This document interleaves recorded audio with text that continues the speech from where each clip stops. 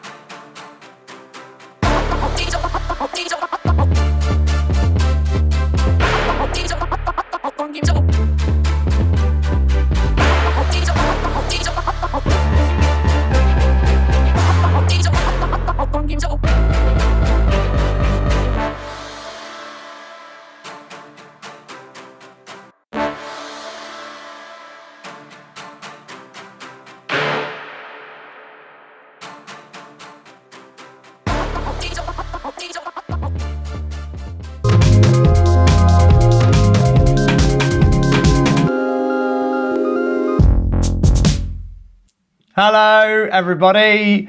Hello, Jackie. Hello, Anna. Hello, Dan. Hello, Crazy About Cats and You. Every week, I love saying that. Hello, Lucas. Hello, Eduardo. So many people excited for this episode, and for good reason. Hello, welcome to the Amazon Music Sessions. My name's Jack Howard, and we're here live every Thursday from 6 p.m. on the Amazon Music UK Twitch channel and on the Amazon Music app. Either one is fine. Hello, everybody. Just an influx of hellos. Hello. This is a very special show tonight. We've got a big old chat, a big old Q&A with two powerhouses in music. First up, we have You, Me at Six, the British rock band who have been pioneers in the genre for well over a decade. They've sold out shows across the world, including the iconic Wembley Arena here in London. And I've got a very personal attachment to You, Me at Six. I grew up loving this band. They were very important to me during my teens, so it feels kind of poetic that I get to interview them today at 6, which is a very obvious joke, but it is what it is. And tonight we're going to be chatting to them about their explosive and genre-bending 7th album, Sucker Punch, which came out last month and went straight to #1 in the album charts. And they will be debuting their brand new Amazon original, an exclusive orchestral version of their song Glasgow. And our second guest tonight, a band that needs no introduction, but I will do one anyway because that's my job. Again, another obvious joke, but with over 1 billion streams and counting, it's Bastille. They've just released a brand new film called Reorchestrated, which you can check out on Prime Video. And I'll be joined by Dan and Kyle from the band, as well as Tom Middleston, who co-directed that film. And we'll be talking about the experience of making Reorchestrated, how it feels to have it finally out in the world after filming it for so many years, and all the challenges that they may have faced along the way, all of that good stuff. And tonight, like all of our shows, we want you to be as involved as you possibly can be. So get yourself into that Twitch chat and let us know your comments, your questions, and we're going to be asking them throughout the show because it's a big old chat show, this episode. So let me know what they are, and you can use the thingamabobby, official term, that's on screen here to ask questions, or you can use the chat itself. But let's not waste any more time. Let's get on with the show. The first band to join me from different locations, because we're all very COVID safe here. Please welcome the wonderful You, Me at Six. Welcome to the show. How are you all doing? Good. Yeah, how you doing, buddy? Great. It's been a long time since we've seen that face, Jack. That's for sure. How are you doing? We'll start with you, Max. You seem quite enthusiastic. How are you feeling about being on the show? How does it feel to have a 7th album out?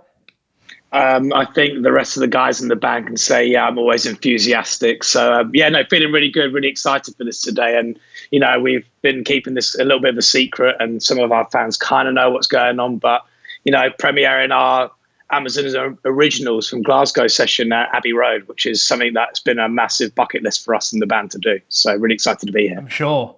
Yeah. Before we get into the chat that we've got prepared, I just want to start by saying that we do have a bit of a weird history that we've sort of like overlapped without really even meaning to. It's got nothing to do with you and all to do with me and my comedy partner, Dean.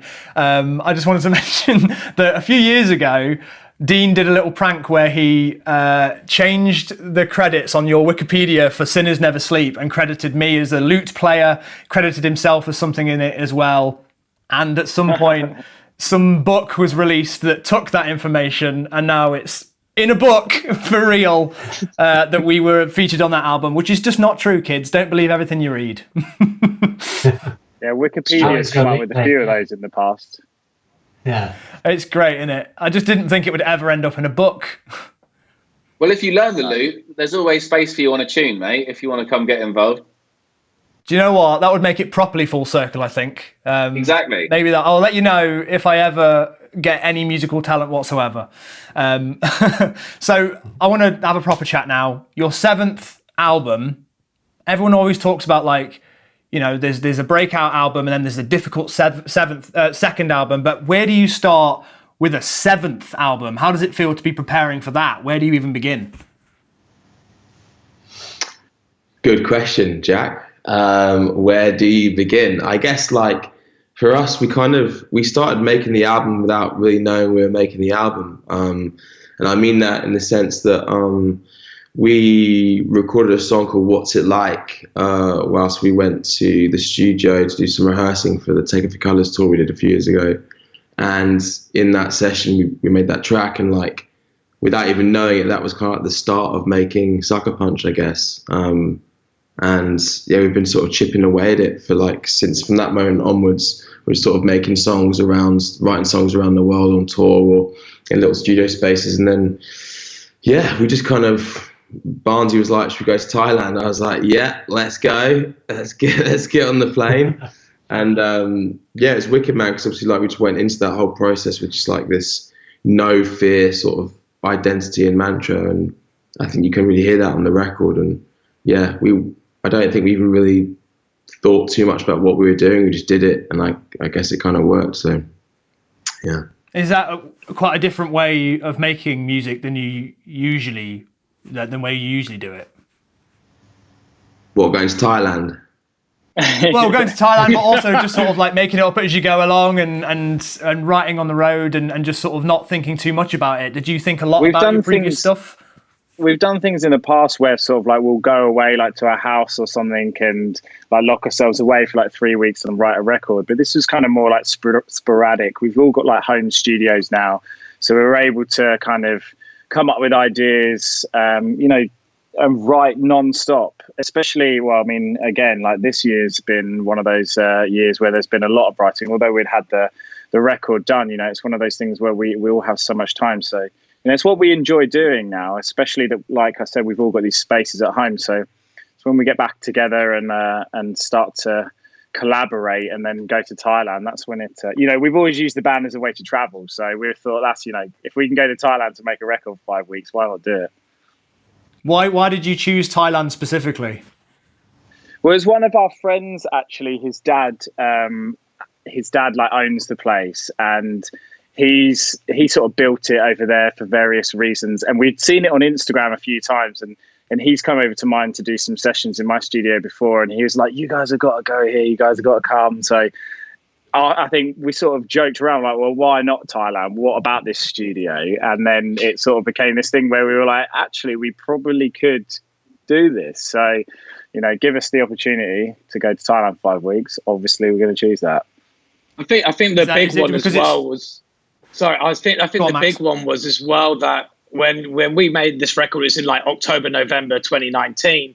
And there was a few options of places to go. I think there was one was in Belgium, one was in Wales, and this one in Thailand. And I think we looked at the weather and went, well, Thailand's going to be the best place to be, obviously. Yeah. I think musically, we'll be more inspired by Thailand. Yeah. We needed palm trees and tropical beaches. That's just, that's part of Sucker Punch. Just helps. It had to be done. Yeah. Yeah. And you say you recorded this in 2019. So were you holding on to it for all of 2020? We were, yeah. I mean, that was probably the last thing that we've kind of all done together properly, really, was that. Because, get home in November, we had Christmas. The next thing, things started to change, as everyone knows. So that's really sort of, except for sort of little days here, like we've done for this thing. Like, we were lucky enough to what felt like a rather normal day to go into Abbey Road to do something. So, that was the last time that we've really been sort of all together for a long period of time and doing what we do best. So yeah, it probably will hold quite a special place in our lives and in our hearts for years to come, purely based on the fact that like we've barely seen each other after making that. Yeah, that must be weird, especially after working together so closely for over 10 years. What was it like holding on to that music for an entire year? Was there any conversations about releasing it, or was it quite obvious that you needed to wait until a later date?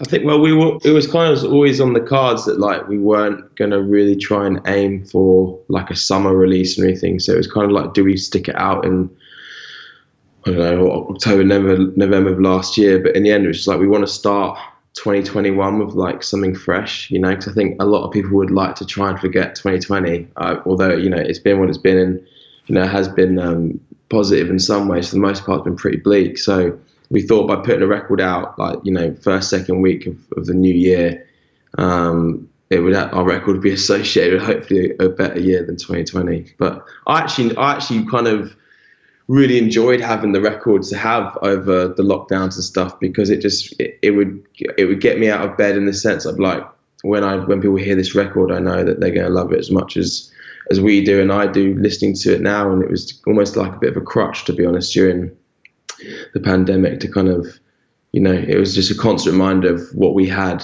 kind of in our back pocket. And yeah, it felt like there's like this crazy thing that was just ours, like for a long time I could never imagine anybody else hearing it other than us five. So when music started to come out and rock came out, it was a really special thing. Were there any unexpected sort of challenges or anything when you were making this? Overall it seems like a really positive experience making this album, going away to Thailand and doing it that way, but were there anything unexpected that happened when you were making it? Well, there was a lizard that kept tormenting us in sort of Dan Austin, the producer's bedroom. He'd wake up in the middle of the night with a massive, great big lizard on his ceiling. That's the sort of Thailand things you have to get over. That is not at all what I expected to hear. Yeah, Jack was like more interested in like true trauma or personal turmoil. Trauma. No. No, we're just telling you about Barry. We gave him a name. He was called Barry. Yeah. Lovely. Yeah. Barry the So Lizard. I think it's one of those things where sort of we've worked now with the producer Dan Austin for so long. It's like, there's challenges every single day, and there's some songs which take a hell of a lot longer than others. But then at the same time, it's like, this is part of the creative process, and this is what we enjoy doing. And when you feel so comfortable as being around someone like Dan Austin, then you know we're going to get there in the end. It's all good. We won't stress. We might hit a little bump in the road, but it's going to be good. And I think people in this band, I think all of us at times, we use it as writing music as therapy. So it's definitely something that brings out a positive sort of feeling for all of us. Yeah, I wanted to talk as well. I like asking people about like track lists and the title of the album as well, because I mean, what did you think the song Sucker Punch had in it that represented the album as a whole? Why did you choose that as the title?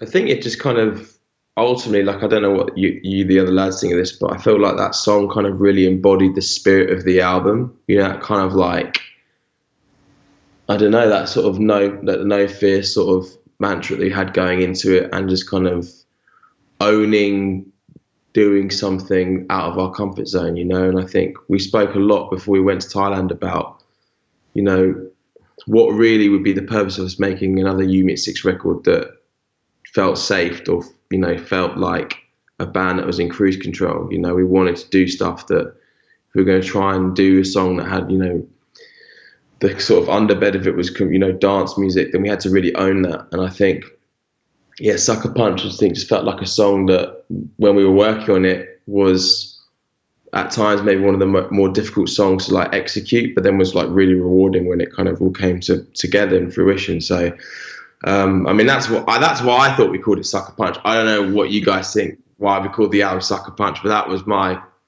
thesis on it anyway. Anybody got any conflicting feelings? I think Josh has nailed it pretty conflicting. much. He hit the nail on the head. The only thing I would say is, I think for what we did when we were making this record, from like when Josh was saying earlier, when we started making What's It Like until we finished recording the record in Thailand, I think it embodied really a lot of what was going on in our personal lives, where it was kind of turmoil and a lot of things are happening behind closed doors. But the sentiment of like, I rise from the wreckage that you left behind, it's redemption, it's moving forward in life. And when things get really tough, it's going to be difficult at times, but you've got to pick yourself up and move forward. And remember, it's not always going to be that difficult or that hard, hopefully. So, I think for me, it resonated in terms of what we were going through individually as a band, but also even with the music as well. I think it's pushed our sound a lot further and taken a lot more risks. And I think that's been exciting to kind of go through. Yeah, that must be a big part of like moving forward, especially now that you're on your 7th album. Is what you were just saying as well, Josh. Like, why make another album where we're not in cruise control? The idea of like, how are we challenging ourselves? And it's cool to hear that you guys are actively having conversations about that to try and figure out what is the next thing that we're going to do. How are we going to challenge ourselves? What's different about this new one? Yeah, we'll do, like, I guess, like, if not, what's the point? Like, what are we offering? You know what I mean? Like, if we just turn up and do the same stuff around it and regurgitate it, it's like we're like cheating ourselves just as much as we're cheating, like, you know, any existing fan base we have or potential future fan base that we build by, like, you know, just churning out the same old stuff. Like, it doesn't add any value or currency to, like, what we've already built as, like, I don't want to call it a legacy, but, you know, all of our work we've done up until now, it's like we have to keep trying to raise the bar and keep shit interesting. Sorry for swearing, don't know if I'm allowed to. Keep stuff interesting. Or You're fine.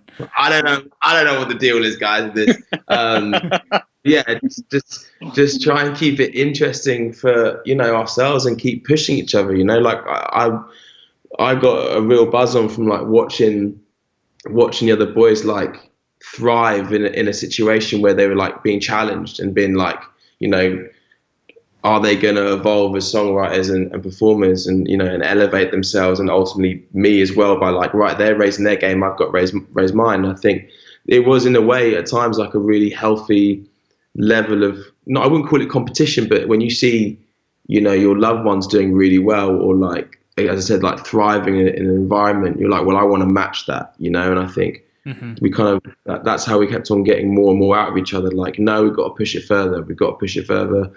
And I think that was a really healthy sort of relationship to have with making this record. Was, you know, it's got to be, if it's a swan song, say this was the last record we'd ever done, which at times making it, I thought was definitely gonna be my last one. So, like, I was like, if this is gonna be the last thing I do, I want to make sure that it's legit, and I don't have any sort of regrets.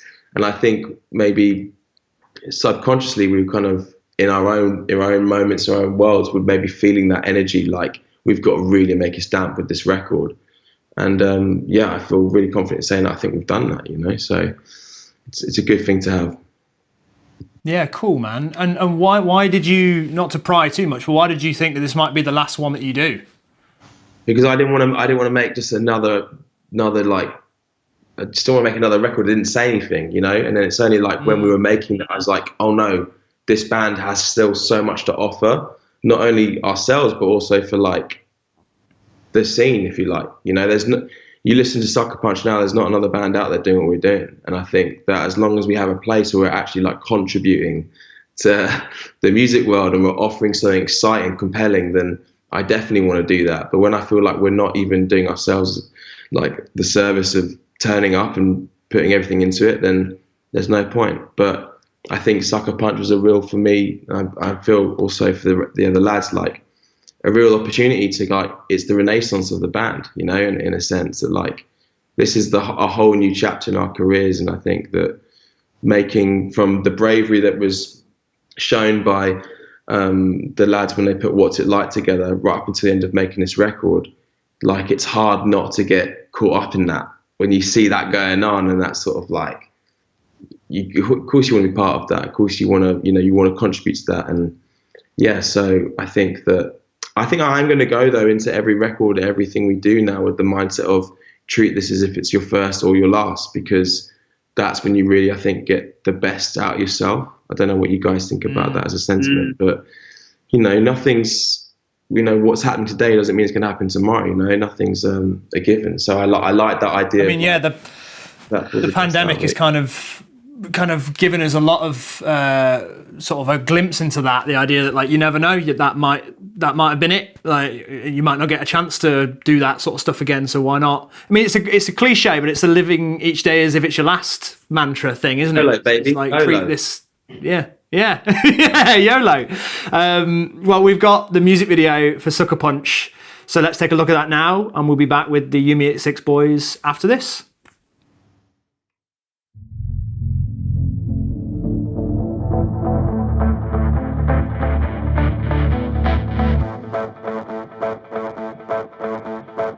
I'm getting visions of new beginnings. Don't think you fit in, hurts you admit it at last.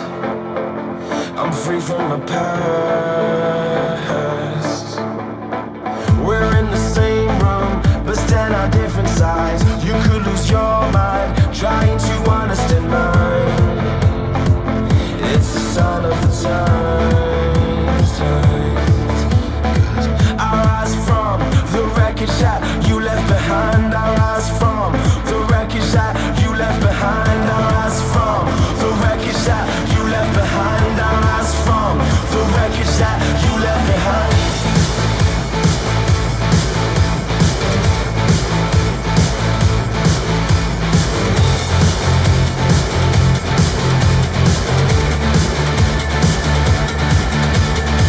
I'm getting visions, I'm pessimistic, calling nihilistic, but really what is the point in making any noise? I rise from the wreckage that you left behind. I rise from the wreckage that you left behind. I rise from the wreckage that you left behind. I rise from the wreckage that you left behind.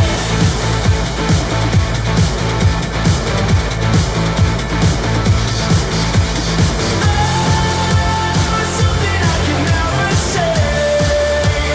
Why you gotta make it feel this way?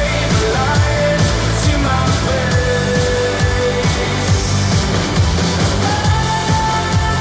Sucker punch I can take. I wasn't born yesterday. Lost one, but I'm a saint. It's time to consider that I know it is. I'm getting vicious and you're not fitting in.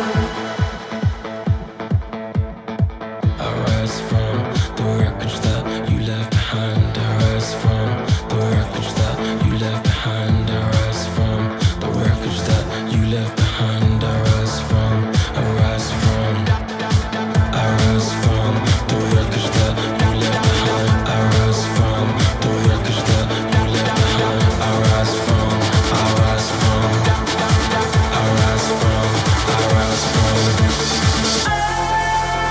Something I can never say.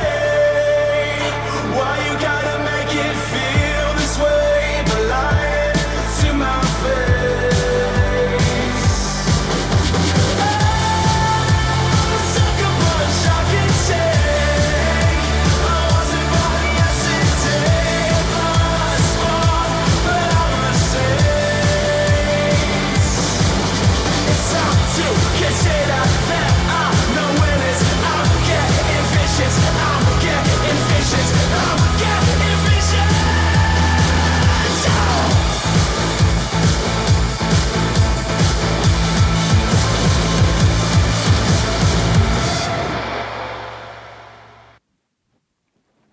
That was the music video for Sucker Punch by You, Me at 6. We're chatting to the boys now. Talk to me a little bit about that music video, because the concept's quite out there. How does it usually work with you guys and coming up with music video ideas for your songs? We put loads of ideas into a hat, and then we just ask a stranger on the street to spit one out. Yeah. And then they direct the video. That's Pick how we out do it. two and then just combine those two ideas, no matter what they are. No, we worked with so on this cycle we worked with a lady called Cass. Well, Matt, why don't you tell everybody at home a bit about Cass and the videos that we've made with her with Beautiful Awareness? Yeah, we met up with this girl called Cass. We actually know her already because she works with one of our friends called Phil on the Batman films. So she was sort of a friend of one of our friends already. So we sort of knew that she was legit and she was really, really handy behind the camera. And she came up with this concept. And yeah, I love the idea of us all sort of wearing the same sort of thing and having some sort of cohesion to the video and having this like sort of dark storyline about like why are we surrounding this cube. It's almost like you can watch it a few times and you don't quite understand what's happening, so you have to rewatch it over and over again. And you can take so many different things from the video. Nice. I mean, I was watching it being like, this feels a bit Christopher Nolan. You Yeah, definitely right. got it straight away. That I think that kind of came at the point that Tenet came out as well, and it makes you think about some of the great Christopher Nolan films, such as Inception to even Memento. You know, it's like it starts off at the end, and it kind of makes you think throughout the whole entire video. And for us as a band as well, it is something very unique that we've never done or portrayed before in a video. And I think that was the exciting part of it. And like Matt said, even with all being in the same costumes, we were lucky enough to work with some of the set designers who done the outfits from Game of Thrones, and I think EastEnders Very as well, cool. which is rather random, but really cool stuff. Even cooler. So, Well, Max, you brought up Tenet and not me, and people who watch the show know that I will do anything to bring up Tenet. So we've only got a limited amount of time with you, otherwise I would just go off on one. But right now we need to talk about your Amazon original, which is out tomorrow, and we've got an exclusive play of it tonight. But why did you pick Glasgow? What was that? What was it about that track that why did you pick that to reimagine it this way? I mean, I kind of feel like the song where it came from, its inception was just so like stripped back. It was just, written in a basement, recorded in Thailand. And I think the idea of like adding the grandness of doing it at Abbey Road with an orchestra, it was definitely the song on the record that I felt, lent itself more to that and suited that idea of, taking an already pretty beautiful song and seeing how we can sort of expand it. And Rosie, the lady that came in and scored it all up for us and brought in these amazing musicians who just made us look really bang average at what we do. And just hearing the orchestra on one of our songs, I think it was quite emotional actually for all of us, wasn't it? Like hearing just the level of like beauty within it was, pretty special. I think we knew this was a special song as well from our side from the minute we recorded it in Thailand. And, for us as a band, I think some of our slower songs are the ones that are loved by our fan base. And I think they've always had a great reception to it. But I think when we had the record made, everybody was pointing out how special this song was. And, to go into a special studio like Abbey Road and record it with a full orchestra, I think it took the song from here to now here, because it was something that I think we always kind of had in mind that you could do strings and you could add on this beautiful instrumentation on top of what we had there. But I think that's why we chose it, because it makes it more special. This is like a once in a lifetime kind of thing you can kind of go and do as a band. And, I think to do it with this song especially, I think it's just, I can't imagine any other song from the record doing what this has done. So thanks, what was the process like of nice. What was the process like of relearning it? Was that a bit of a challenge to do it differently like that? We actually pretty much played it how we play it, kind of thing. I'm sure that's what you're about to say, Matt, as well. These live sessions are always like this. Do you know what I mean? But yeah, it's one of those things. I think we heard that we sort of did talk about rethinking the track, but it ended up that once you added that orchestra on top of what we were already playing and played it live, it was just magical that way. So we didn't really mess around with it too much, to be honest. Well, let's take a look at it now. Here is Yumi at Six's orchestral version of Glasgow, and this is an Amazon original on the Amazon Music Sessions. Amazon.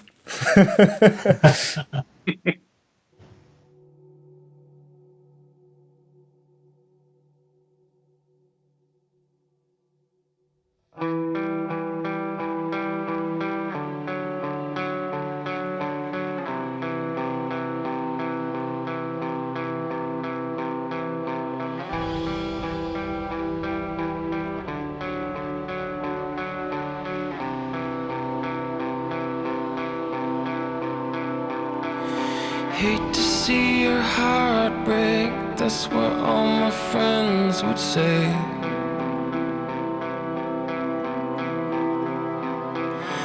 I got nothing left to lose, 'cause I already lost you. Everyone wants someone else before feelings flood the room like the wine we'd pour. I was yours before you come in mine, but then now feels like another life. It seems as though time has made things worse. I know I said you healed walls, but that was time ago. Called her crooks, God, and said no, she don't want the same thing.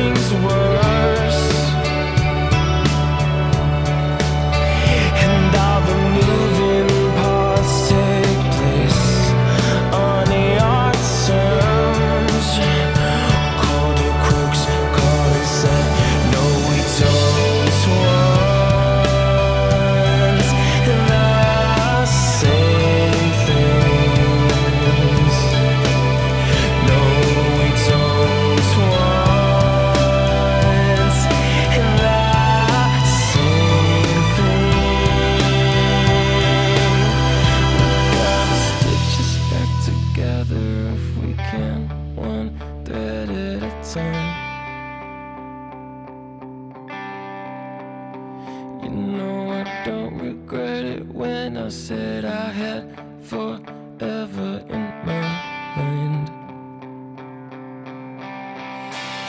We gotta stitch this back together if we can, one foot at a time. You know I don't regret it when I say I had forever in mind. We gotta stitch this back together now and every day. Back together, back together, back together, yeah. Back together, back together, back together, yeah. Back together, back together. 'Cause we told some words in our same thing. No, we told some words in our same thing. We gotta stitch this back together now and every day. Back together, back together. Back together, back together, back together.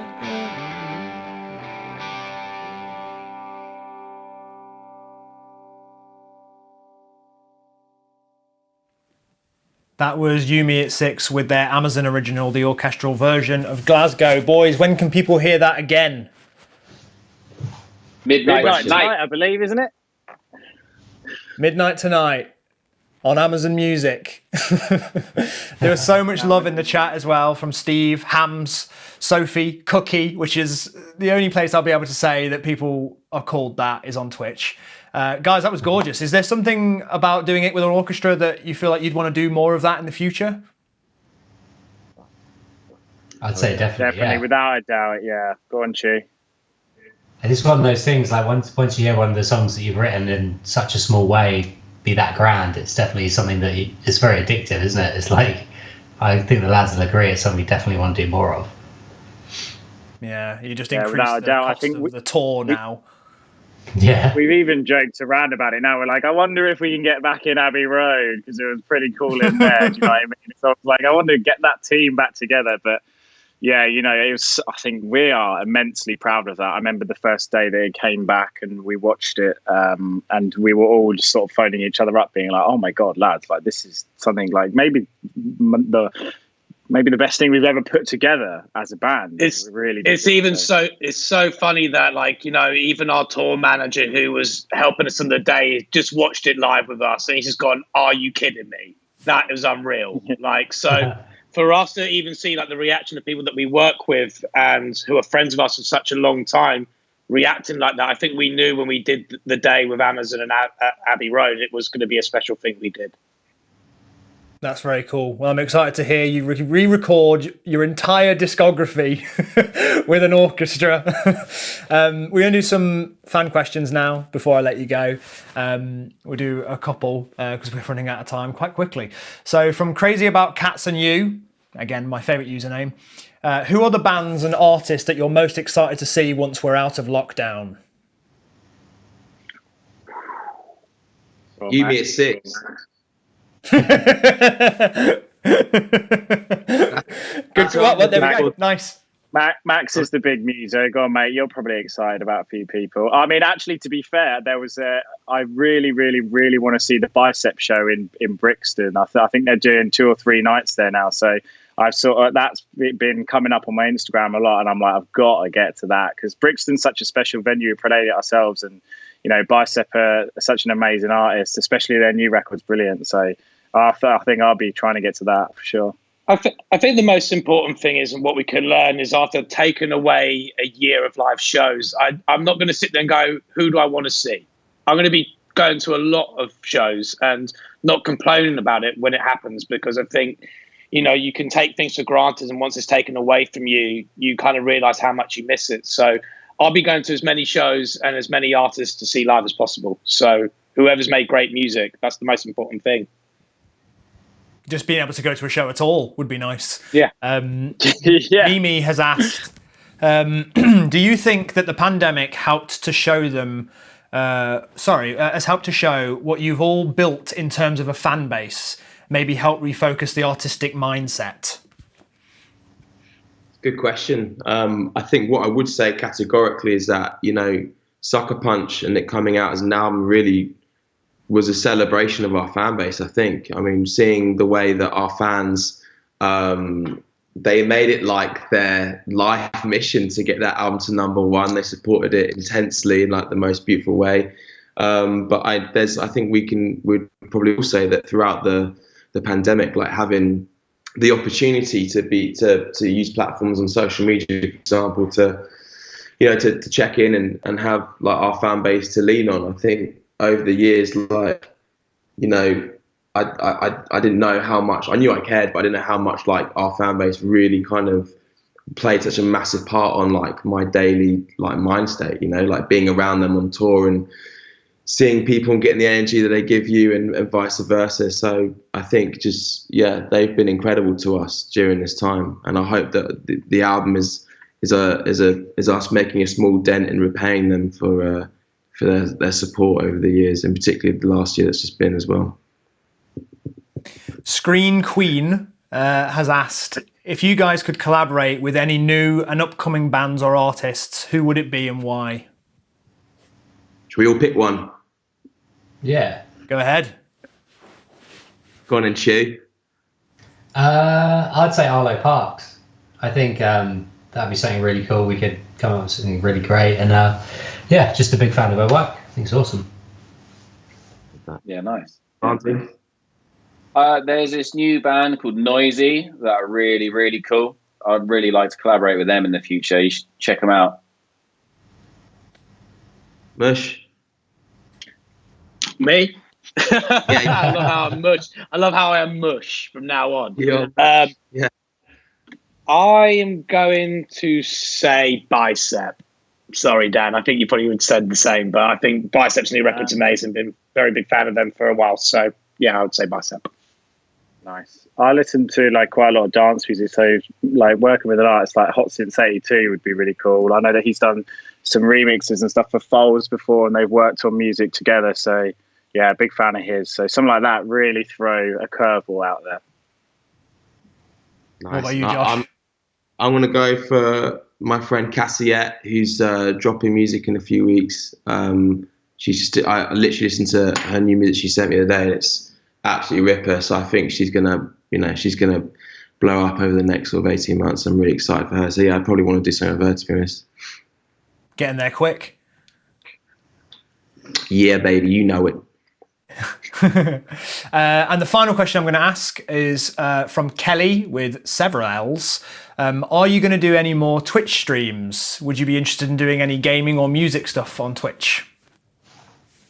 Yeah, we were talking about it today a little bit, weren't we, actually? So I think it's possible that we need to find something to do on it, but there is some ideas in the pipeline, isn't there, boys? We need to get on it.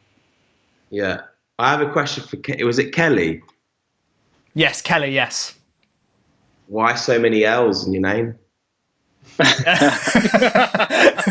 It literally is spelled Kelli. There you go. This seems a bit excessive. It's got to be a username thing, hasn't it? Yeah, it is. Sending you love, baby. She says, Kelly was taken, Josh. The normal way it was taken. Thanks for clearing that up, Jack. Appreciate it, mate. Yeah. I'll sleep tonight. Yeah, thanks, Kelly. Really appreciate that. Guys, it's been a pleasure to have you on. Thank you so much for being here. Is there anything you'd like to say before we say goodbye? Just a massive thank you to Amazon Music UK and Rosie and everybody that played a role in putting this all together down at Abbey Road. And yeah, just what an amazing experience. And thank you to them. Thank you to Elise, Cobain, and all the love. And yeah, let's go do some more Amazon sessions at Abbey Road, eh?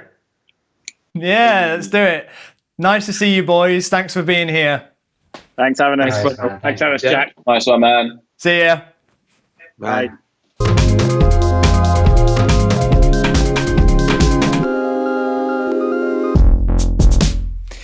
Well, that was the amazing You Me at 6. Make sure you follow them on Amazon Music. Their brand new Amazon original, which you heard earlier, will be out tomorrow or at midnight if you want to stay up. Now, if you've just joined us, hello, this is the Amazon Music Sessions. My name's Jack Howard and we're here live every Thursday from 6 p.m. on the Amazon Music UK Twitch channel or on the Amazon Music app.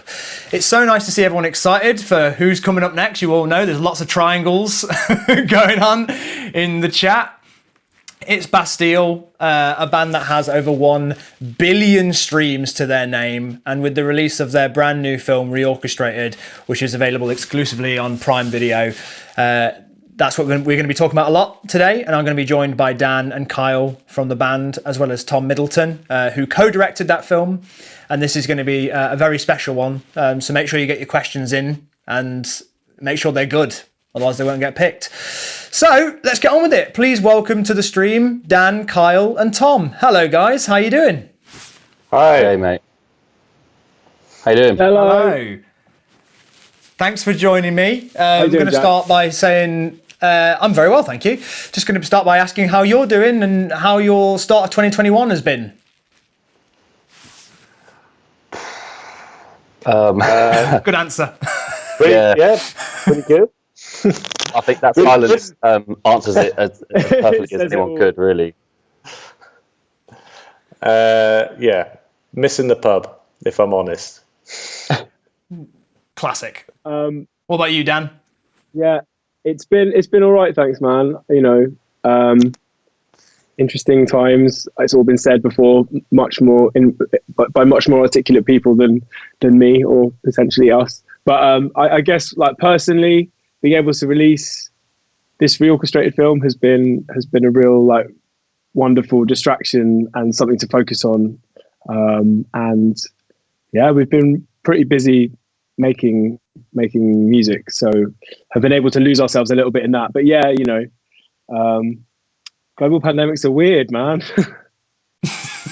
It's almost like it's never happened before and we don't know how to deal with it. Almost, yeah. How about you, man? How's the beginning of your 2021 been? Weirdly busy. Like, it's strange how busy it's been, but yeah, that similar vibe of just feeling a little bit sort of lost in all of it and not really, just even sometimes having a normal experience sometimes at the moment feels like I don't know how to do it anymore. Yeah, it's going to be very strange when I say when life goes back to normal, as if I can't hear. As Dan. if life Is that was just normal me? in the first place.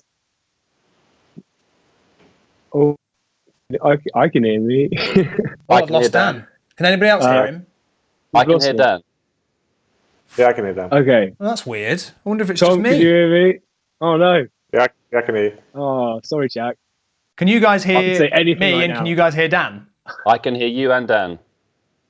Hear some very good things. As long as everybody else can hear you, I'm just going to ask you questions and you can answer them. Guys, what can I... until we get this sorted. Okay.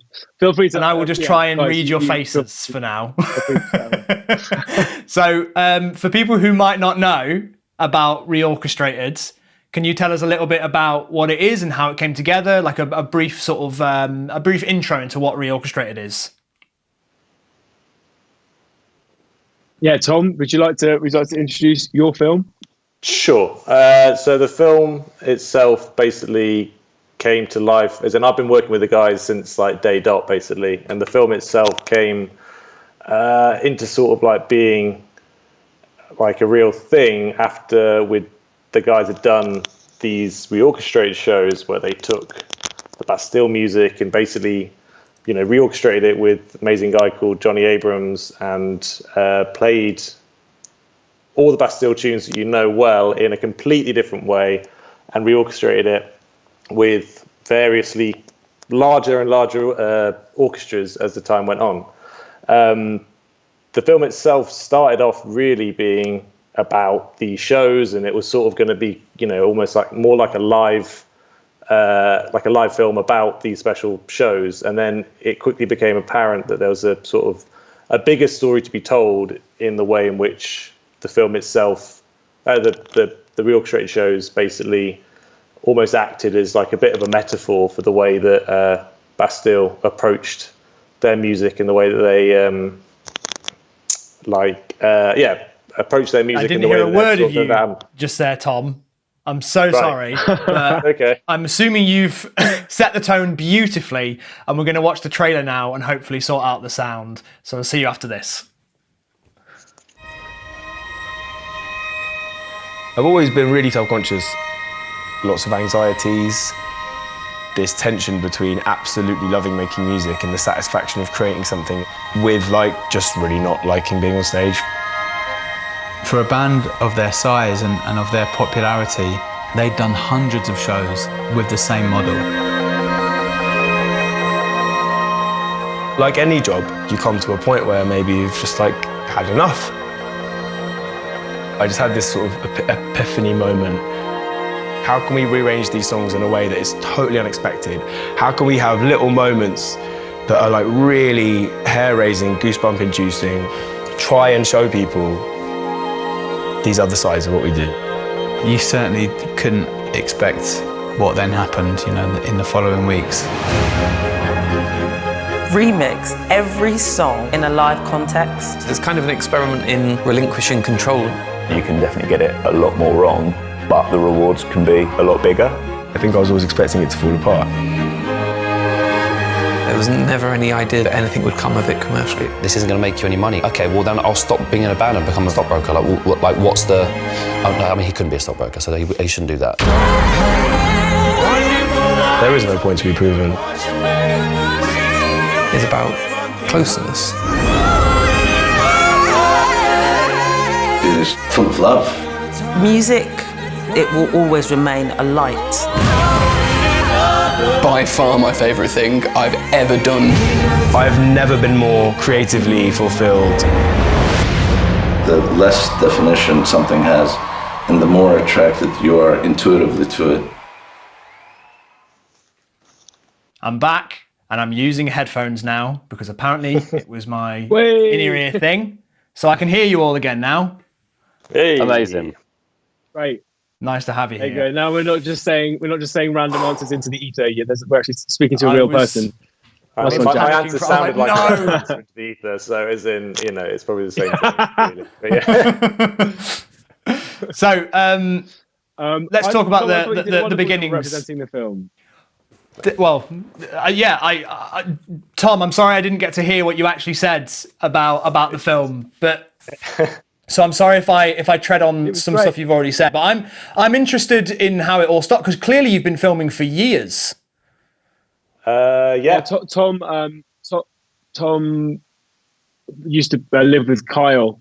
They've been mates for years, and when Tom was at film school, we were doing our first ever tour, which happened to be with a bunch of other bands and artists, and I think there were 5 or 6 different artists, including ourselves, and we all slept and lived on a barge that went up the Thames, and we stopped at a different town every night. And Tom, as part of his uni project, came on the tour with us and started filming. And basically, then, we were lucky enough to have our band kind of take off and become our lives. And Tom never really left.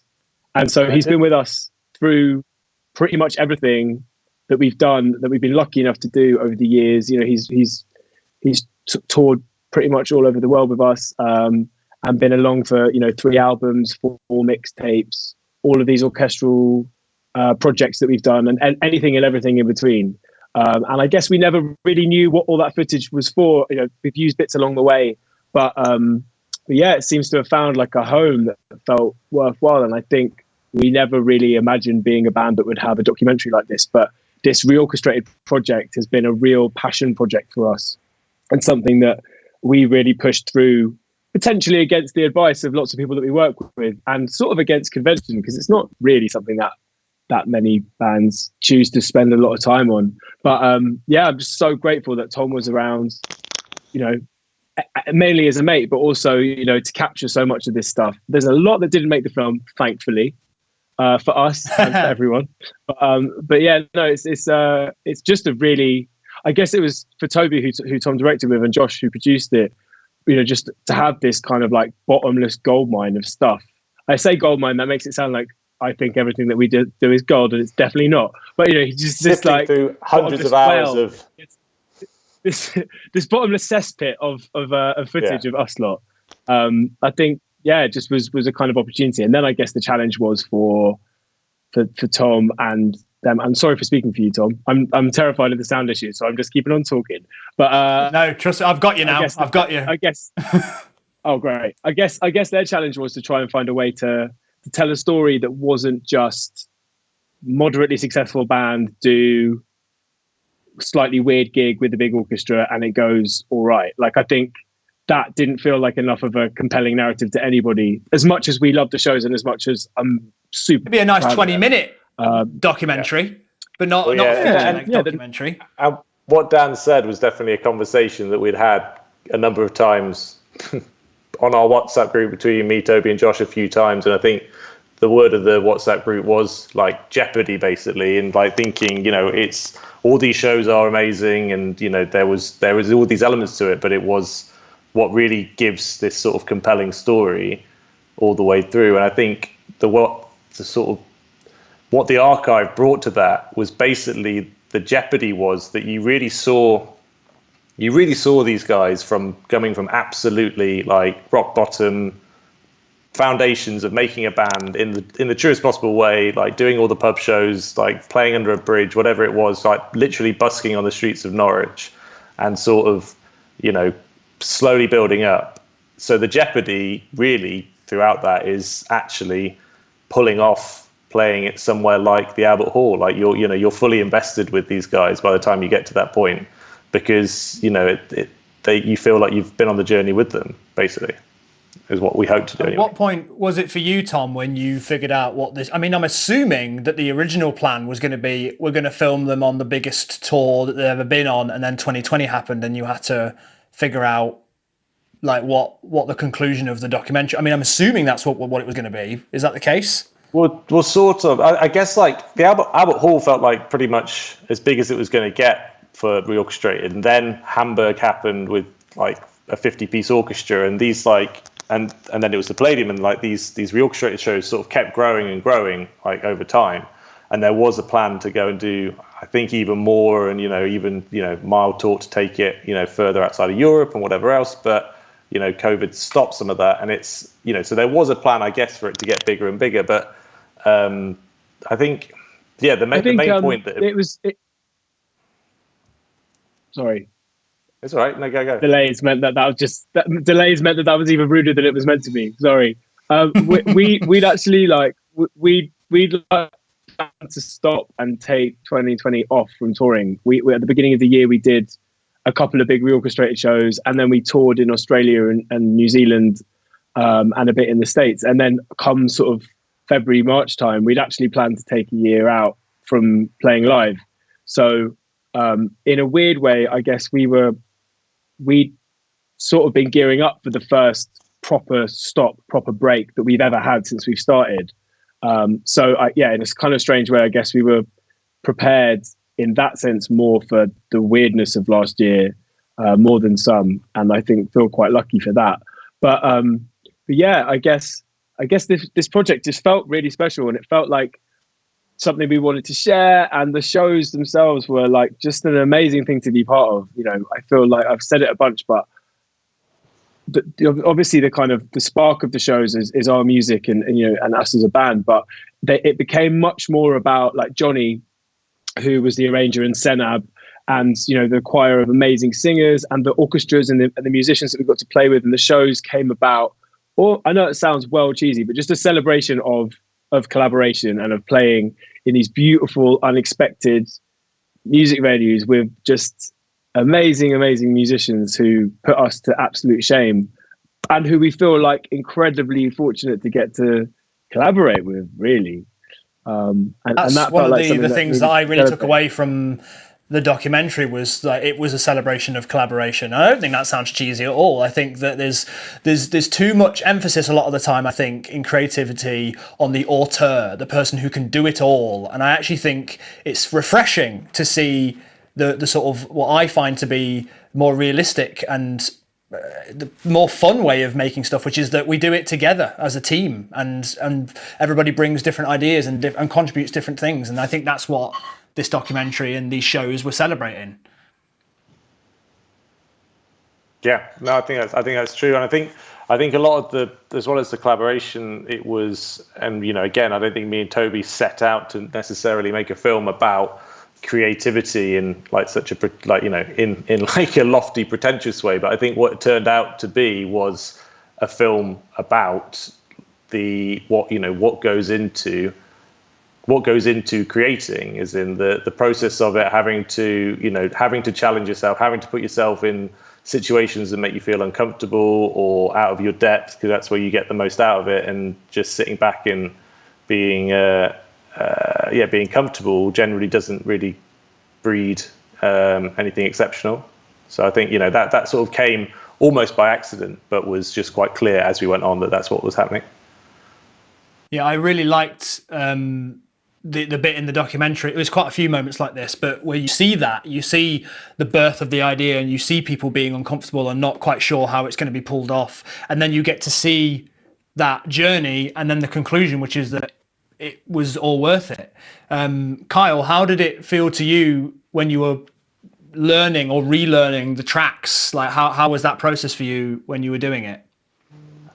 So yeah, it was interesting because, as you can imagine, it's actually quite a lot of work because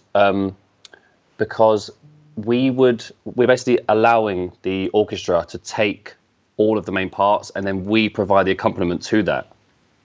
And there was also various like key changes and stuff as well. So although obviously we knew all the structures of the songs, well-ish, we had to kind of just like relearn all of the songs in a lot more chilled back way, because we wanted to provide like just a kind of platform for which to show these incredible gospel singers, or like these the amazing brass and strings and percussion elements. We certainly wanted to be the accompaniment to them, as opposed to the other way around. So it definitely took a lot of work, and there was a lot of back and forth and kind of a lot of sort of on the fly changes, and ultimately we never, as is always the issue, kind of we never have enough rehearsal time ever. We have sort of, I don't know, back and forth across sort of email threads or whatever, but then ultimately we generally have one day with the sort of orchestral guys, one day's rehearsal, and that'll be the day before, and that's generally how that goes, which is tough. But I don't know if that came across. I don't know if, yeah, absolutely terrifying. I don't know if it came across as much in the film, and maybe it does. It's obviously surreal for us to see a kind of curated version of experiences that we've lived through, but it was that was always the thing. It was like the jeopardy for us was like, literally, we're going to pull this off. There is no room for error, and there was a lot of error on our part. But I guess the safety blanket was how amazing all the other musicians were. So we're like, even if we're terrible, which I definitely will be, at least they'll make it sound wonderful. And I don't know, I think, yeah, Tom and everyone involved in making the film, I think, chose to explore. I think when it came to me, sort of stage fright and sort of the anxieties around that, and imposter syndrome, which is definitely, these are things that I've sort of always felt, and I think as time has gone on, the language around that has evolved to articulate it almost for me, and yeah, it's sort of interesting as well, being much more open and honest about those things than I think we really have been in the past, because there's a lot of stuff that you don't share for many reasons, and that being one of them. It never felt particularly necessary to talk about it, but everyone involved in our in our touring party knows that that's how I am, and it's probably an absolute nightmare. But I guess for me, I found that these shows, in doing something different and in feeling part of something bigger and something that I was genuinely like obsessed with, like being on stage with a 50-piece orchestra, 12 incredible gospel singers, and my friends who I'm in a band with, and making this crazy massive sound that's been sort of rearranged and composed by your closet genius friend Johnny, who's managed to turn all of your songs into these like mini symphonies and flip them on their heads. Like, there's no room for stage fright in that. Like, sure, I felt it, but that was the least important part of those experiences, because they just, I don't know, even as someone that feels mega uncomfortable on stage, you couldn't not be just totally overwhelmed and overawed by those experiences. And I think, you know, there's something about those gigs and about kind of, I guess, classical gigs as well, that it's an experience. It's ephemeral, like you're there or you're not. And I think I'm really happy that we were able to capture those shows in a way that I think like does them justice. I think the filming that was done at those shows and the sound, and shout out to Coop, our sound guy, who mixed all the songs for the film. But yeah, I think it really sort of, I think they've really like cleverly caught the spirit of everything we were trying to do, and also managed to make us talk about stuff that we probably wouldn't talk about normally in an interview. Well, this is it. One of the things I really appreciated was that it was like focusing on very niche things like imposter syndrome and like a creative process that usually isn't really focused on. And I really liked that. We're going to take a look at the performance of Warmth from Hamburg. So is there anything you'd like to specifically say about the process of taking Warmth from Wild World and then transposing it to the orchestrated version? Is there anything about that specifically you'd like to say before we watch it? Oh, good question. I think Bim, who sings the introduction, she's sung on a bunch of our music since, and it's an amazing, like, powerful singer. And yeah, I think what Johnny did with this is to create something that sort of shows off the whole orchestra. You know, everyone kind of gets a moment. There's the woodwind and the brass. The strings were obviously really big and lush.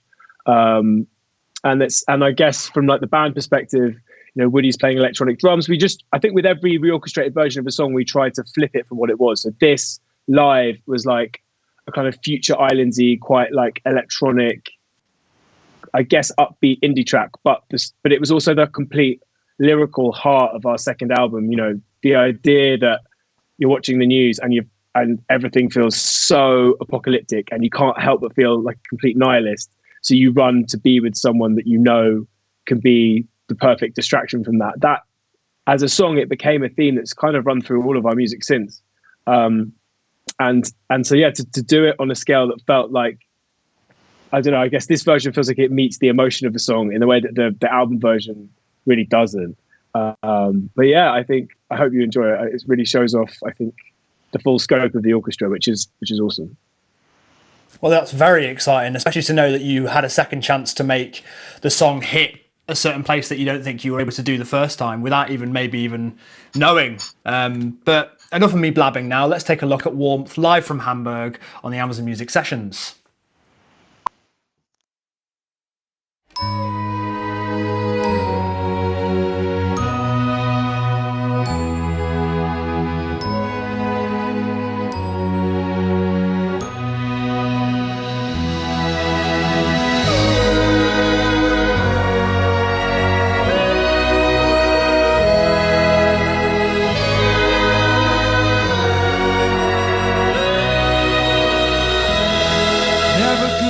The bad and the ugly laid in front of you. Nothing quite like seeing the world through the TV's window. Feeling helpless, I look for distraction.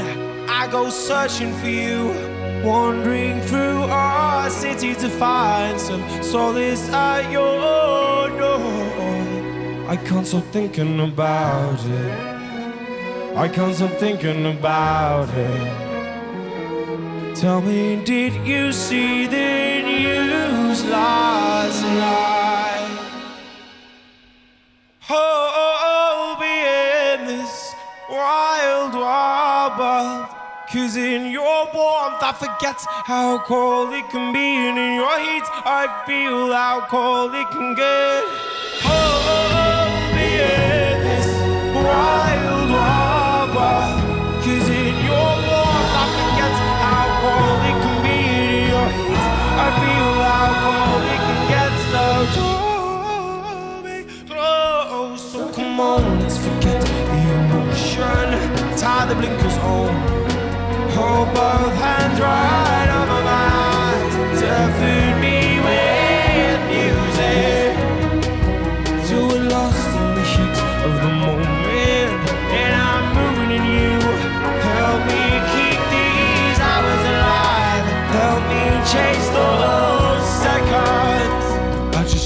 thinking about it, but I'll do nothing about it. Tell me, did you see the news last night? Hold me in this wild, wild world, 'cause in your warmth I forget how cold it can be. In your heat I feel how cold it can get. Hold me in this wild, wild world, 'cause in your warmth I forget how cold it can be. In your heat I feel how cold it can get. So draw me close. Hold me in this wild, wild world.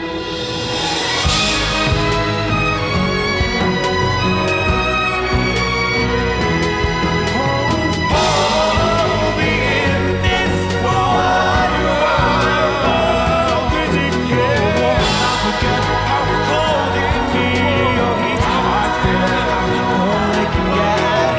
Hold me in this wild, wild world. In your heat I forget. In your heat I forget. In your heat I forget. In your heat I forget. So close.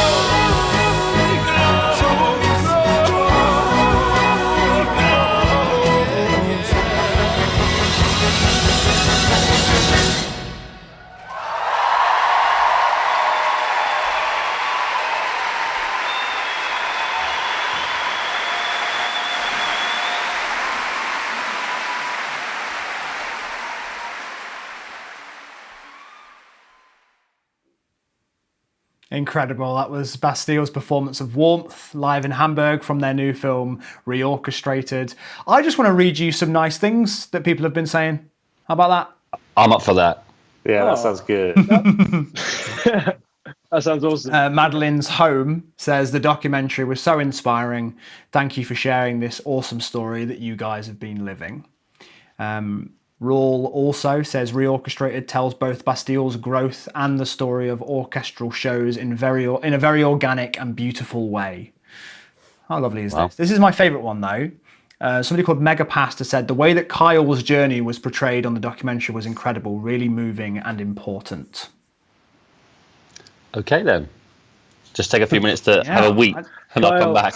Yeah. Yeah. I mean, I agree. I mean, I definitely want to get your thoughts on that, Kyle, because I agree. I think it's really nice to see, because there's a moment in the documentary where they go through, it's your life. There's a moment where you were told you're not good enough, which is really blunt. And then it's like you being like, all right, I'm going to take that and I'm going to get better and I'm going to earn my place to be a part on this stage with everybody. So yeah, I'd love to know a little bit more about what that journey was like for you. Yeah, that was I guess interesting. That was quite a common thread throughout the film, which was fine. Clearly, as my face being red can tell you. So yeah, I guess it was. We're very young. It's kind of all based around the fact that I've been a particular sort of like Will and Woody, bass and drums, guitar and bass and drums. Kind of, they've sort of studied music their whole lives, and they're good enough to literally teach people. And Dan, Dan's Dan. He's the kind of mastermind behind the whole thing. He's kind of writes all the songs and plays piano very beautifully, and etc. etc. And I was just some guy that Dan met at a party, and Dan was like, "Hey man, do you wanna join the thing?" I was like, "Yeah, I'll come on board." And I think because being in the band was never something that I'd go on. Dan wants to add something. Just to jump in. Yes, but you also had been in bands, and you are also. I think it's important to say like the Kyle's potential. Like when we all watched the film for the first time, I think all of our reaction was like, "That's amazing that you spoke about that, Kyle." And sorry if you felt like that loads and we didn't know as much as we should have. But you're also not that bad, and you're like a really fucking good musician. So yeah, sorry, I just wanted to say that because I think it's important. I think a lot of people think that having watched the film as well. Like they're like, "Dude, you're really talented." So don't. Yeah. Anyway, but back to you. Yeah. Sorry for the intervention. Cheers. I think it's I guess it's clear to say I didn't not know how to play an instrument. Do you know what I'm saying? You know, like I went to university and I studied music technology, sort of. So but I guess it was just that everyone else was so clearly amazing, and but like. Now I'm good. Like I can say now that I'm good because of join the band. I kind of this guy can do what he's meant to do, and then it's like okay, Kyle. It came from management, and then the management told the band, and the band told me. So it wasn't as blunt as you might have put it, Jack. It wasn't like Kyle, you're out, you're shit. We probably made it seem a little worse. So that's the filmmaker's prerogative, obviously. Of course, man. You got to pull the strings, man. But I think that's the thing is in what that was the thing I enjoyed watching in the film. Courageous manager gets their band to make the brand. Yeah. But we didn't go out we weren't in any way going into the interviews even thinking that it was going to be having Kyle as this like amazing like side story with a triumphant end, like playing the grand piano at the El Philharmonie. That wasn't in any way the plan. But then when we did these interviews over the summer during lockdown, in which we basically which gave us so many themes and basically the backbone of the entire film really, but as in just seeing the guys, and I was so proud of them for this, like really genuinely opening up in a way, I've known them for years and we've done countless little silly interviews and all kinds of stuff like this, but they've never ever like spoken like this on camera ever, I think is fair to say. And was so proud that they did. And then when Kyle was like, talking about this stuff, it just became, it wasn't forced. We didn't coerce, no one was coercing him into saying it, but equally, it wasn't like a deliberate plan of being like, right, okay, well, this happened to Kyle, so we'll make sure that, he says this or this. It was more just in the environment. I think everyone was speaking much more honestly and openly than they had before. And maybe stuff that normally they wouldn't even think about mentioning started like coming to the surface, which is why I think we got some really good stuff out of that. And I think just in terms of the sort of development of the film, like obviously we had all this footage and we really wanted to tell the story of Reorchestrated, but, it was important to us that it was Tom that directed it and Toby that directed it, and that we, other than having made it and been there and done the stuff, like that as a film, in order to make it interesting, in order to make it engaging for people that don't really care about Bastille or have never heard of us or like don't like us, to make an interesting film that was something that was about more than just, like we said, band do gig or band do orchestral project. I think it's like Tom said, it took, I guess, those chats to really inform what the film would become, and I don't think any of us thought it would become what it has and be as kind of open and revealing and it's like you said, Tom, as much about the process of creativity and the process of trying to achieve something different and hard. No, it's more about that really than it is even about us, and it's about insecurity and it's about like that kind of bizarre path. It happens a bit like with reorchestrated shows. It happens to be based around us, but I think it's about something a bit different. And it's really interesting. We just put our trust in them and had no editorial control. And I think it's a much better film for that. They sort of divided and conquered us. That doesn't make any sense. We were divided and conquered. No, again, doesn't make any sense. Fuck, I don't know what I'm saying. The divide and conquer. We interviewed them one by one. That's it. There you go. And separately, and we didn't really say what we talked about to each other. And so, a lot of the things that we see that are in the film, I heard for the first time watching the first cut of the film, and that was a really kind of bizarre, surreal, nerve-wracking experience. We watched it for the first time, in a break in lockdown, sort of last year, in a little screening room in London, and we were all at opposite ends of the cinema with masks on, and hadn't seen people in ages. So that in itself was pretty overwhelming. Hadn't been in the cinema in 6 months, so that in itself was pretty overwhelming. And then watching a version of our lives like spewed back at us via the cinema, and then your friends saying things that you have never really heard them say before. It was pretty intense and overwhelming. And kind of amazing. And I think also going back to what you said before, it was interesting for us as people who don't often reminisce or look back that much at what we've done, and we definitely don't sit around talking about like our achievements or lack of them.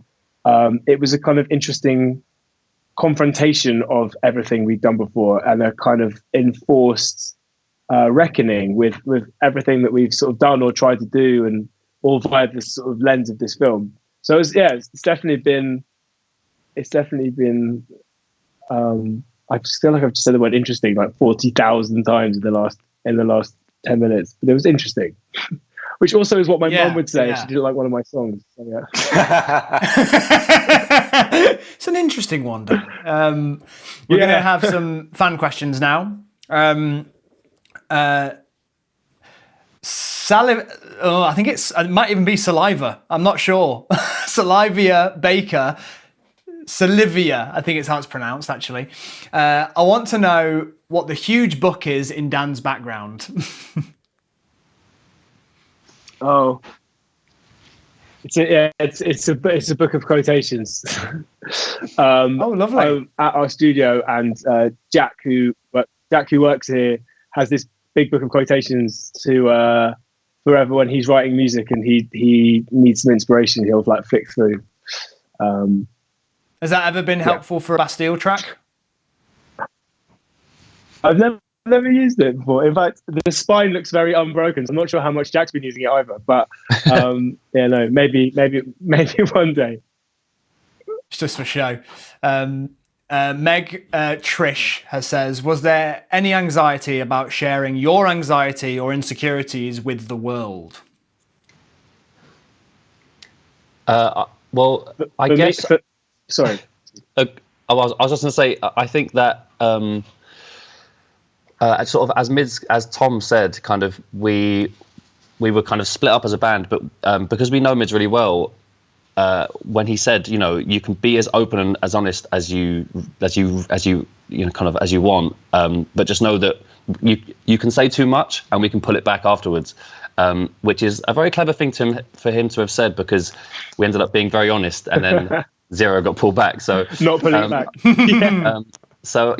I think it was oddly, I think, quite cathartic talking about the kind of nerves and anxiety and imposter syndrome and stuff that we felt. I didn't feel nervous about talking about it, but I think because of having that safety net because I know later on, if it's on, if I watch the film and I don't like it, I can pull it back. But it was, again, it was done so well thanks to the sort of whole team that. I didn't really feel anxious about talking about the anxiety per se. Yeah, I think as well. I guess it's the idea of like knowing that it's going to be in a film and people are going to see it. There's something very vulnerable about that I suppose could be.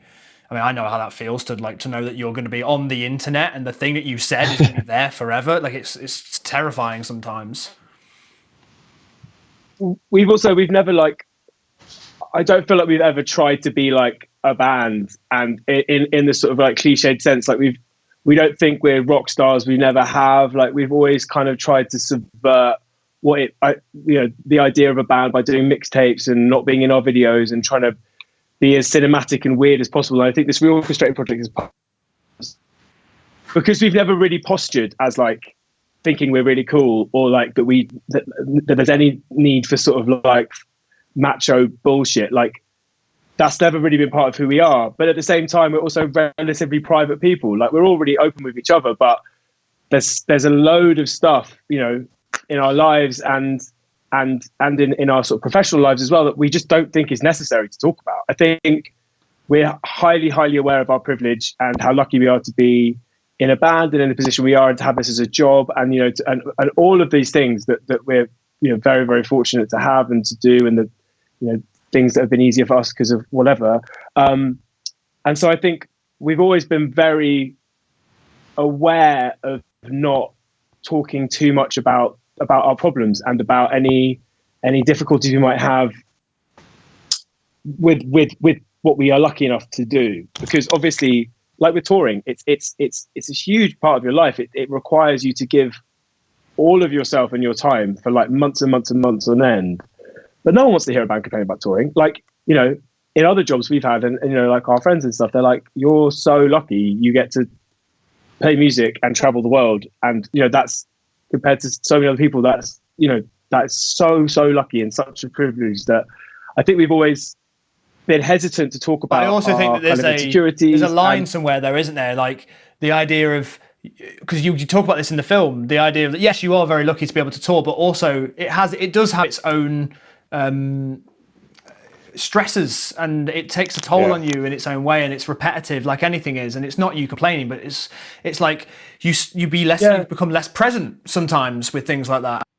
And I think it would be disingenuous. Totally. I think be disingenuous to us, like to not basically when we were doing it to not really talk about that or mention it. As in, it doesn't necessarily, as Dan was saying, mean the guys are anti it or not into it. It's just being really honest about what the experience is, and therefore giving a much fuller picture than just being like, yeah, it's wicked the whole time. Because it's just like everything, like it, there has being really honest is what gave this film interest. Otherwise, if it was just being like, oh, everything's rosy, the shows went great, everything's lovely, it's just like, well, what's the point? Like, what am I getting out of it? And if somebody hears you be honest about like the sort of stresses sometimes of touring or something like that, and responds by saying, oh, you get to play music for a living, how hard, like they're not listening. And I think that's the thing, is that you're aware that it's a very privileged thing to be able to do, but also you're being honest about it.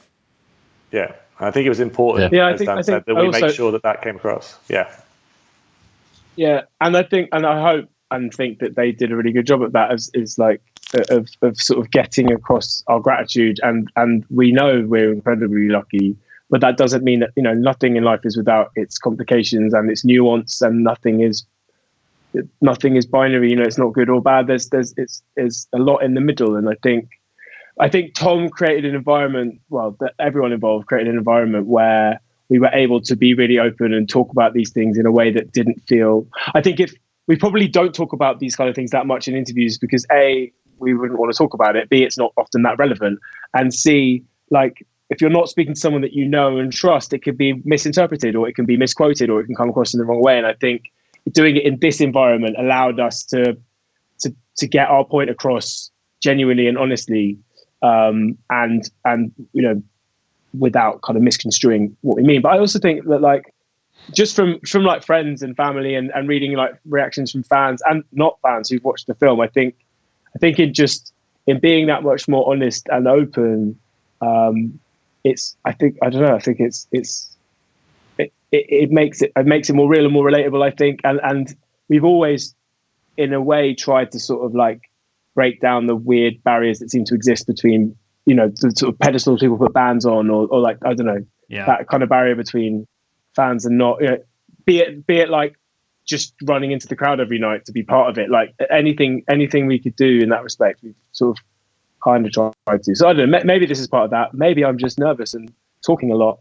I don't know what I'm saying. Probably that. Well, I think not binary. Well, the way that we approached the actual asking of the questions, and this was, as much to do with Toby, who was the co-director, who did an amazing job, and Josh, the producer, in terms of, we had each guy come to this house out in Deptford, amazing location, by themselves, sit them down, have like, quite a sort of serious chat, which me and the guys very rarely do because we're close mates. So, we don't sort of have those sort of chats, and then basically, put it upon them to get as much out of it as they're willing to put in, and then leave it. Then I left Josh and Toby to basically conduct the interviews, so that, there was a level of formality there, that it wasn't just chatting to me. And I think that worked really well, because I think if it was me, it might have just got, more silly or whatever else. So I think, again, that was an important part of the process. Annabelle has asked, specifically to Tom, but I think anybody could answer this. How did you choose which songs made it into the final cut? It was a lot to do with just our favourites. And we had hit lists that we knew that the band loved and that we all loved. Stuff like Fake It. Just if you've been to a reorchestrated show, it's almost just undeniable, like what that's like live with Bim singing and everything else. So that was the hugely special moment. I was very keen to include Flaws because I felt that it was an important moment. It's always an important moment with the fans, and it's the first song that the band released, and the way that we presented it by cutting between, going from the pub all the way up to the Albert Hall, it was, it was supposed to be, show the connection with the band and the fans and the journey that they've all been on together, with Dan being in the crowd and all that sort of stuff. So that was one that a section that I really enjoy. And then apart from that, there was just, I guess we showed the guys, and there was definitely a moment where we did insert some more songs in because there was space to, and we wanted to show off as much as possible, basically. It was really hard, for us. Those shows were so special because of the orchestras and because of because the singers and there was so much that they did and so much that Johnny arranged that sounded so amazing, and it was really hard to cut it out. We didn't want this to be a concert film. It's not a concert film. There's a couple of moments of extended music, but ultimately it's kind of bits here and there. But for me, like the bit where Joel sings a version of our song Two Evils, we wanted to include like his verse in that. Is one of the most impressive vocal moments that I can think of. He's so brilliant. Obviously we wanted to shine a light on Bim and Senab and like all of the singers, and Johnny's orchestration. I think that we picked for the sort of end credits a song called The Waves, which I think shows off Johnny's almost remixing of our songs. He took that song and rearranged it from the stems and then wrote this beautiful orchestral arrangement around it. And so, yeah, I guess a lot of it was informed by like, what can we include in the film that shows the scope of the orchestra and the talent of these musicians. And I feel like, Mids, I think you did a pretty good job of that in terms of objectively. There's way more story than music, but I think there's enough there. It was just to get the scale of it across, particularly in Hamburg. That it's so insane. It'd be weird to bring it up now if you didn't like it. Yeah, true. By the way, I thought it was shit. Yeah. I've got to say as well, not to be all like hipstery about it, but I remember when Flaws came out, and that was I was just like, there's this random song called Flaws, and I absolutely loved it. And then I remember all of a sudden there was an album, and then I was seeing you. I went to go see Muse, and you were supporting them, and also I think Dizzy Rascal. Dizzy Rascal was also. Yeah, it was also supporting. Yeah. And it was just this weird thing to see how you guys had grown from like this one YouTube video that I knew existed of this song called Flaws, and now all of a sudden you're this huge thing. I just wanted to say that and just know I've been a fan for a long time. So it's a pleasure to meet you. Imagine what it was like for us. It was fucking mental. Oh, thank you, mate. Thanks so much. That's amazing. Yeah, no problem. Just this is really really specific. Was it the video that was all edited together from Badlands, the film? Do you remember, or was it like an actual music video? It was it was like farm stuff. The video Badlands, for Floor. Yeah. So when we first started out, we obviously didn't have any money for a video, and we weren't even sure what the project was going to be. And I basically took Terrence Malick's Badlands, which I was a massive fan of, and recut it into a video for Flaws. Obviously, that then got taken down when we signed to a record label, and they're like, "That's highly." You're not allowed to do that, dude. That's insane that you need a song. Yeah. It's been like so surreal, and I think Tom quite clever, like quite accurately portrays. When we started, it was a bedroom project. We used to rehearse in my bedroom and make songs on my laptop, and we, when we started out touring, it was proper like old school. We were like in our friend's mum's car and sleeping on our friends' floors around the country, and we had this song that had this live. And now you're on this massive beanbag. And it's always. Yeah, now I'm on a huge beanbag on Twitch, which wasn't even invented when we started. So it is surreal, and it was very really interesting to see it from start to finish, because it's weird. It's so much of that stuff I can barely remember because it all happened, at once, and when you're in the midst of it, you're just trying to, do it as well as you can and have a good time. And it's often hard to kind of wrap your head around that. So it was very, very surreal and a helpful reminder watching it all back. Yeah, and going from Flaws to releasing several albums to touring the world to then doing a reorchestrated version of your music to making a film, it seems that you're constantly wanting to push your creativity and what you can do. What do you think is next? Are you going to do a full orchestrated album? What do you think is the next project for Bastille? I feel like we're sort of lucky to have that. We've done this trilogy of albums that all feel like they sort of sit together.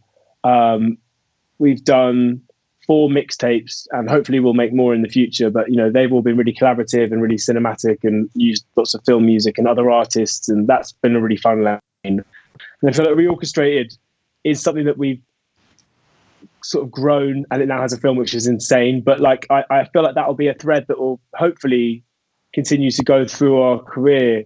But yeah, I guess it's about exploring other lanes and seeing what we do next with our with our main music, and trying to just trying to constantly surprise people. And all I can say is whatever comes out next will be definitely far from Reorchestrated. But it's that I think we're just excited to still be able to make music, still be able to make albums, still be able to release it. We just want to create little worlds with whatever we do, and make them really different from time to time, and just hopefully constantly mess around within the structure of pop music and push, I don't know, undermine the fact that we're like a band and 4 guys, and constantly try and make music that feels different. And yeah, we're really excited for what's next. But I can feel the evil glare of our managers from wherever they may be telling me to shut up. Well, Dan, Kyle, and Tom, it's been a pleasure to speak to all of you. What was that? Sorry. I was just saying, if you keep Dan on long enough, he'll play all the songs on his phone to you. So you just keep it going. It's the new album. Yeah. Jack, thank you so much for hosting this, and thank you for having us, man. Seriously. Cheers, man. It's been a pleasure. Is there anything you'd like to say before we say goodbye? Well, watch I the, guess the, just watch the film if you haven't. Watch the film if you haven't. Yeah. Watch the film if you haven't. Yeah. I'd like to say Kyle's a really good musician. I'd like to say hello to Woody and Will, who aren't here, and to Toby and Josh and everyone else involved in the film. And yeah, thank you so much to everyone who's watched this, but also like anyone that's watched the film. It's been really nice and cathartic and amazing to read the responses. So thank you, and cheers, Jack, and also thanks to Amazon for making the film happen and enabling all of this stuff. Getting to play with orchestras is an absolute fucking dream come true. So being able to do that, you feel very lucky. And obviously Tom. So I don't know why it's like I've just won an award. That you've won an award. Talking like I've well done. I need to shut up. Well done, Dan. Thanks, Tom, for putting up with us and for making the whole film. And thanks, Mum, and thank you to God, who I don't believe in. Agree with. Dan, Tom, Kyle, it's been an absolute pleasure having you here. I hope we get to cross paths again soon. It's been a pleasure. Thank you. Yeah, thank you. Thanks so much, mate. Thanks so much. Take care. Bye.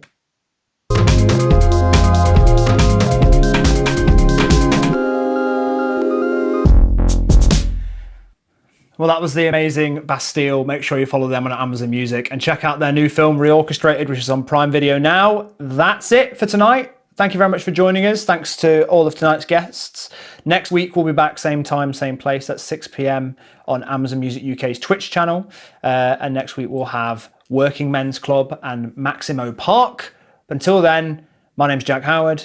Get the hell out of my room.